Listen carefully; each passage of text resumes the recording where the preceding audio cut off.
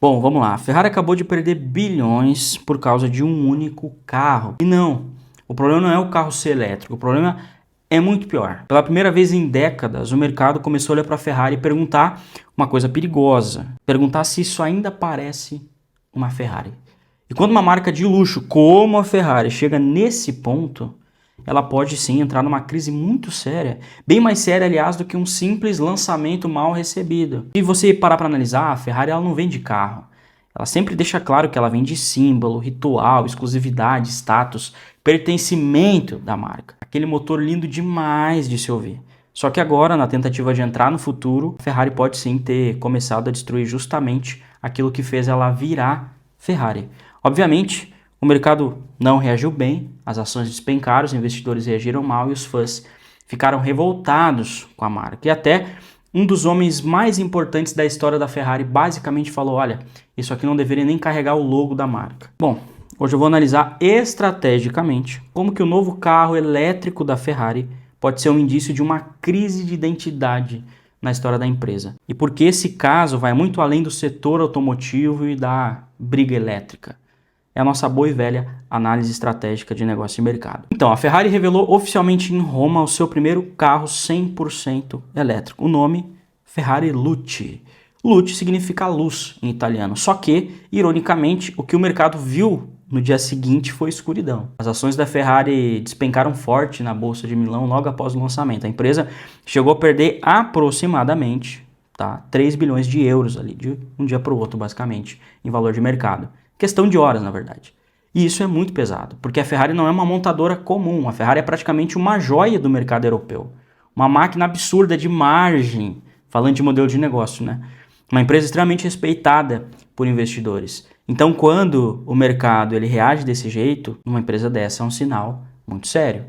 E aqui começa a parte interessante, porque, tecnicamente, o carro não é ruim. Muito pelo contrário. O Luce tem mais de 1.000 cavalos, são 4 motores elétricos, uma autonomia acima de 500 km, né, um top speed acima de 300 km por hora e um precinho camarada de aproximadamente 550 mil euros, o que dá mais de 3 milhões de reais, convertendo a nossa moeda. Além disso, o interior desse carro foi desenvolvido em parceria com o estúdio Love From, do Johnny Ive, que é ex-chefe de design da Apple. Ou seja, a Ferrari claramente tentou transformar esse carro num símbolo de sofisticação futurista. Só que aí começou o problema, porque o mercado olhou para o carro e ele não enxergou a Ferrari em si. Olha só, o Luce ele é um 4 portas, tem 5 lugares, ele ficou mais parecido com um carro de luxo futurista do que com uma Ferrari tradicional. E a internet destruiu o carro. Sabe por quê? Eu vou te explicar. Teve gente comparando com Tesla, com Honda elétrico, gente chamando de minivan premium e até gente falando que era uma torradeira da Apple. Mas talvez a crítica mais pesada tenha vindo de alguém que entende de Ferrari melhor do que quase qualquer pessoa no planeta. O Luca de Montezemolo é o ex-presidente da Ferrari, um dos homens mais importantes da história moderna da marca. Depois de ver o carro, esse cara soltou uma frase grotesca. Ele disse: olha, eu espero que pelo menos retirem o cavalo rampante daquele carro. Ou seja, na visão dele, aquilo já não parecia mais uma Ferrari. E é aqui que a gente precisa subir o nível dessa análise. Porque o problema da Ferrari ele não é tecnológico, ele é um problema estratégico, principalmente falando de modelo de negócio. Vamos entender que a Ferrari ela não ganha dinheiro como uma montadora comum. Na verdade, ela opera um modelo de negócio bem diferente, né? Ela vende poucas unidades, ela protege escassez, ela gosta de administrar a fila, ela tem costume de aumentar o ticket médio dos seus carros, né? Via personalização. Então ela acaba controlando o desejo, o acesso, a percepção das pessoas. Então o carro da Ferrari, a Ferrari em si, é só uma parte da experiência. Quando alguém compra a Ferrari, essa pessoa não está comprando só a mobilidade. Ela está comprando, cara, o combo, né? O status, a coleção, a comunidade, o evento, a história, o ritual, a revenda depois da Ferrari, que tende a se valorizar. E principalmente, a identidade da Ferrari. Então eles são uma das poucas empresas no mundo que conseguiu realmente transformar um produto num patrimônio emocional. E isso cria uma vantagem absurda, porque você tem outras montadoras brigando por volume. A Ferrari consegue vender pouco carro e cobrar caro por isso. Só que agora que vem o problema. O Luce coloca a Ferrari num território onde a vantagem histórica dela fica muito menos óbvia. Porque no mercado elétrico, Se você parar para pensar bem, a aceleração, o torque, ele deixou de ser raridade. O torque instantâneo ele virou uma commodity. Todo elétrico tem. O silêncio do elétrico virou commodity. Todo elétrico tem também. E a tecnologia também virou commodity, porque todo elétrico também tem. Então hoje, Tesla, BYD, cara, marcas bem mais baratas, já acostumaram o mercado com um carro extremamente rápido. Então a Ferrari, ela entra num cenário muito perigoso com esse lançamento, porque ela meio que deixa, né, entre muitas aspas aqui, a competir no emocional. E ela começa a correr o risco de entrar numa comparação mais racional. E foi por isso, inclusive, que muitas pessoas compararam o LUT com outros sedãs mais baratos que custam 10% do preço. Você tem noção do que significa para uma marca de luxo como a Ferrari? E marca de luxo, presta atenção que eu já falei isso várias vezes aqui no canal. Marca de luxo morre quando o consumidor começa a racionalizar demais a compra, porque ele perde a identidade. Então se o cliente olha e fala, tá, mas por que eu vou pagar 550 mil euros nisso aqui? Se eu tenho carros mais baratos no mesmo porte. Você concorda quando esse tipo de questionamento surge para uma marca como a Ferrari, ela perdeu magia? Pois é exatamente isso que aconteceu com o LUT. A Ferrari ela perdeu sim a magia nesse caso. Mas então por que uma marca desse porte investe em elétrico dessa forma, sendo que os concorrentes como Porsche, Lamborghini já voltaram atrás? Tem boi na linha aqui.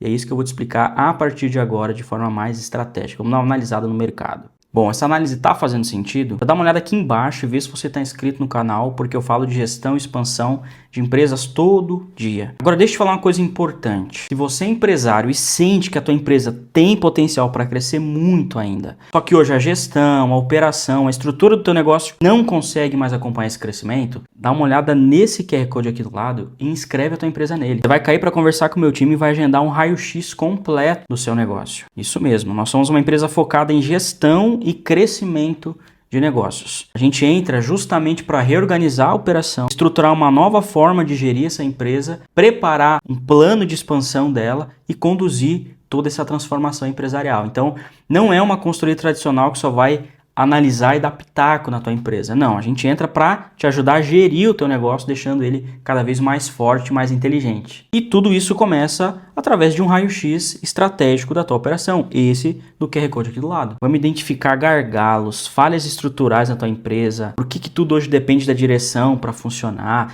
Vamos analisar estatisticamente os números do teu negócio, entender teu mercado, problemas de gestão, perfil, liderança da tua empresa, tudo que hoje te impede de crescer e continuar elevando a tua empresa ao próximo nível. Não vai passar nada. E no final disso, você vai receber um plano estratégico completo de transformação. Você vai saber exatamente o que precisa mudar, quais são as áreas que mais vão destravar o crescimento da tua empresa, quais são as prioridades desse plano estratégico de transformação e como acelerar o teu negócio. Então, quer ajuda na gestão da tua empresa? QR Code aqui no lado ou o primeiro link aqui embaixo na descrição e corre, porque as vagas de diagnóstico são limitadas dentro do mês. Bom, então voltando para a parte mais importante do vídeo. A nível de mercado, para você entender, a Ferrari hoje vive 3 pressões simultâneas. E talvez essa seja a parte mais delicada do vídeo inteiro. O que a Ferrari vem sofrendo? A primeira pressão é a regulatória. A Europa ela está empurrando a eletrificação de uma forma muito agressiva. Lá eles estão com restrição de emissão de CO2, né? Incentivos, pressão ambiental, governos, fundos institucionais. E não tem como uma marca global ignorar isso. É impossível. Então meio que a Ferrari ela é obrigada a entrar nesse mercado.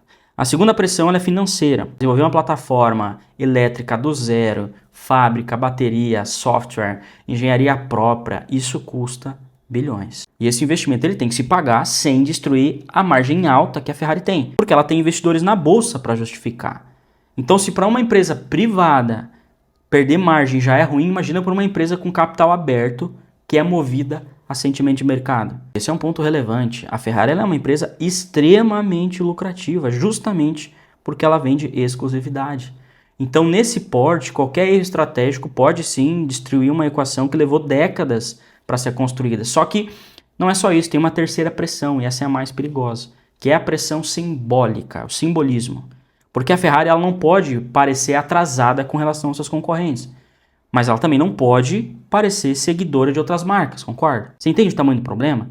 Então, se ela ignorar o elétrico, ela parece velha. Se ela correr demais para o elétrico, parece que ela abandonou a própria alma. É exatamente isso que aconteceu com várias marcas. A Jaguar, por exemplo, tentou reinventar a identidade rápido demais e praticamente destruiu o reconhecimento da marca. Foi um vexame. Tem até vídeo deles aqui no canal. A Nike, outro segmento, mas a marca grande, também começou a acreditar que o tamanho da marca sozinho podia sustentar qualquer mudança. Então ela se afastou da essência esportiva, de cultura original, de conexão emocional, e o mercado começou a reagir mal e agora estão sofrendo bastante. Também tem vídeo falando da Nike aqui no canal. Então você percebe que tem uma ilusão muito perigosa dentro de marca grande, consolidada. Perigoso quando você acha que o tamanho da marca é absoluto no mercado, porque não é. Marca forte não dá licença para você destruir a própria essência. Então a Ferrari tem que cuidar com isso. E o pior para a Ferrari é que ela não está entrando no escuro. O mercado já começou a mostrar vários sinais. Ó, a Porsche já sofreu bastante com essa transição elétrica. A Porsche Taycan já perdeu força. As margens já começaram a sofrer, as vendas desaceleraram. Imagina, o lucro da Porsche já caiu 92% em 2025 com relação a 2024. 92%. O lucro de uma empresa não cai 92% de um ano para o outro. Olha o absurdo desse mercado elétrico. Não foi só a Porsche não, a Lamborghini também percebeu isso cedo e acabou tomando uma decisão até interessante. Ela praticamente recuou no plano do elétrico puro. O lançador, que seria totalmente elétrico, acabou sendo reposicionado. Por quê? Porque os próprios clientes da Lamborghini não queriam isso. E cara, na minha visão, como gestor de empresas, o maior erro possível é justamente transformar esse mercado numa simples disputa de especificação técnica. Porque isso, várias empresas conseguem replicar, conseguem competir. E a Ferrari ela não pode virar uma marca que depende de ficha técnica. Agora, apesar de tudo isso, a Ferrari ainda tem uma vantagem gigantesca com relação às outras marcas. Ela ainda não destruiu a sua essência. E aqui na minha visão, a gestão da Ferrari acertou alguns pontos importantes. O primeiro ponto e mais importante para mim é que eles não prometeram abandonar a combustão. O plano deles para 2030 é ter 40% de combustão, 40% de veículos híbridos e 20% apenas de veículos elétricos. Para mim, para uma marca dessa, é um percentual baixo de carros a combustão, mas do ponto de vista de gestão, ok. Quer dizer que eles não amarraram a empresa inteira numa crença tecnológica de transição, de mercado, etc. Isso faz sentido. O segundo ponto é que o LUT provavelmente ele vai operar em baixa escala e isso acaba protegendo a marca. Porque se a Ferrari tentar transformar esse carro num produto premium, de massa mesmo, de produção em massa, aí sim que o risco de diluição, né, poderia explodir.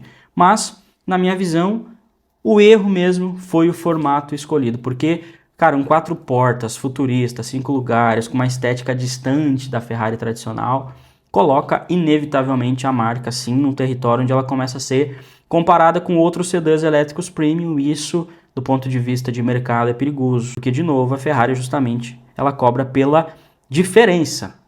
Então, quando o consumidor começa a comparar a marca com outras mais simples, ela perdeu o seu diferencial competitivo. E aqui para mim está a pergunta mais importante desse caso inteiro.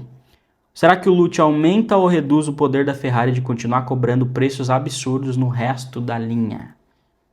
Porque essa é a grande métrica na minha visão. Então, não tem a ver com o lançamento, com o hype da marca, não, nada disso. A questão para mim é, será que o símbolo da Ferrari continua intacto? Esse é o grande ponto de tudo isso, na minha opinião. Como eu comentei com você ao longo do vídeo, é isso que vai remeter se eles estão ou não tendenciosos a cometer o mesmo erro que outras marcas cometeram, né? Então, assim, dito isso, será que a Ferrari ainda tem salvação? Algumas pessoas até me mandaram isso no Instagram. Na minha visão, óbvio, com certeza, a Ferrari está muito bem, só que ela tem que tomar muito cuidado.